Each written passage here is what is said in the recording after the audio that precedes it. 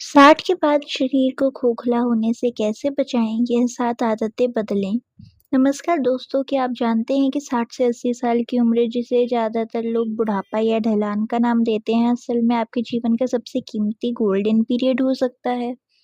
अक्सर हमारे मन में यह बात बैठ जाती है कि 60 की उम्र पार करते ही हमें बीमारियों से दोस्ती कर लेनी चाहिए और दवाइयों की एक पोटली हमेशा अपने साथ रखनी चाहिए। लेकिन आज मैं आपको यह बताने आई हूँ कि यह बिल्कुल सच नहीं है। हकीकत तो ये है कि 60 के बाद हमारा शरीर अचानक कमज़ोर नहीं होता, बल्कि कुछ ऐसी छोटी-छोटी गलतियाँ और आदतें पाल लेते हैं हम, जो धीरे-धीरे हमारे शरीर को अंदर से खोखला कर देती हैं। हम अपनी अनदेखी के कारण खुद ही अपने शरीर के दुश्मन बन जाते हैं। आज के इस वीडियो में हम उन 7 प्रमुख आदतों का पोस्टमार्टम करेंगे जो 60 से 80 की उम्र में आपकी ऊर्जा को सोख रही हैं।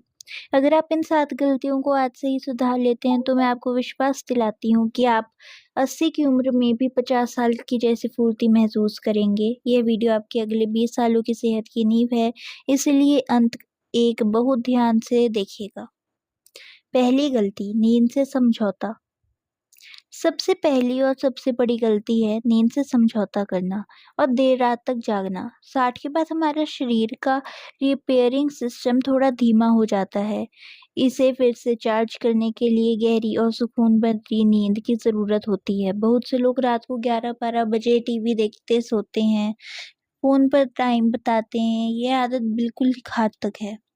जब आप समय पर नहीं सोते तो शरीर में मेलाटोनिन हार्मोन का स्तर तेजी से गिरता है। इससे न केवल ब्लड प्रेशर असंतुलित होता है, बल्कि मानसिक थकान और चिड़चिड़ापन भी बढ़ता है। उपाय, आपको रात 9:30 से 10:30 के बीच सोने की आदत डालनी होगी। सोने से आधा घंटे पहले मोबाइल और टीवी पूरी तरह बंद कर दें।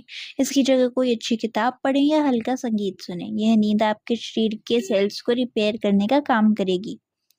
याद रखिए, अच्छी नींद 60 की उम्र के बाद की सबसे बेहतरीन दवा है। दूसरी गलती, प्यास ना लगने पर पानी ना पीना। दूसरी गलती है प्यास नहीं है कहकर पानी कम पीना।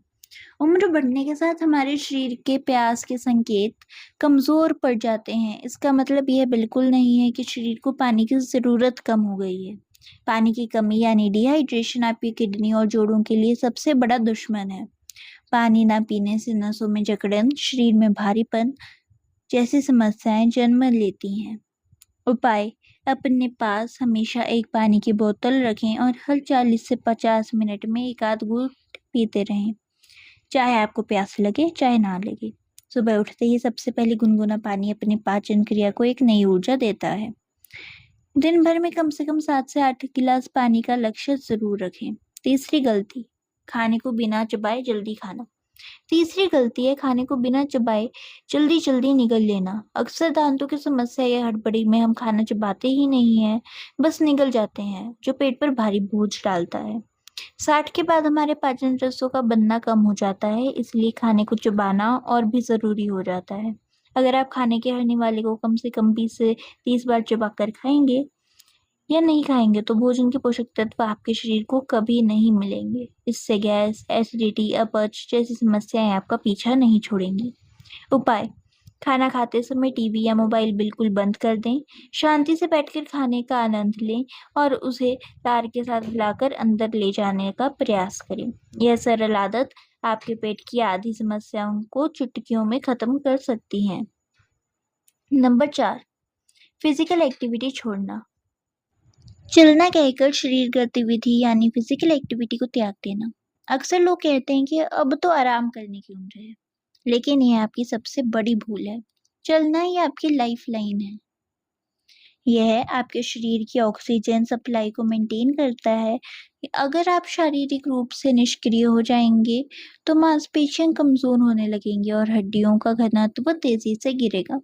उपाय, रोज सुबह 30 से 40 मिनट की हल्की चाल का नियम बना लें। यदि संभव हो तो घास पर नंगे पैर चलें। घुटनों में दर्द हो तो तेज ना चलें, लेकिन चलना बंद बिल्कुल भी ना करें। आपकी सक्रियता ही बुढ़ापे की गति को धीमा करने वाली सबसे बड़ी मशीन है। पांचवी गलती, तले भुने और मीठे का मोह। पांचवी गलती है तने भुने और मीठे का मोह ना छोड़ना। 60 की उम्र के बाद लीवर में मेटाबॉलिज्म काफ़ी धीमा काम करता है। अगर आप रोज़ पराठे, समोसे, कचौड़ी या बहुत ज़्यादा मीठी चाय ले रहे हैं, तो आप अनजाने में अपने शरीर में ज़हर घोल रहे हैं। ये सब चीज़ें कोलेस्ट्रॉल बढ़ाती हैं और हार्ट में ब्लॉकेज का खतरा पैदा करती हैं। उपाय: अपनी डाइट में उबला हुआ भोजन, सूप, दलिया, ताज़ी सब्जियां और ताज़े फल शामिल करें। अगर मीठा खाने का बहुत मन हो तो एक मौसमी फल खाएं।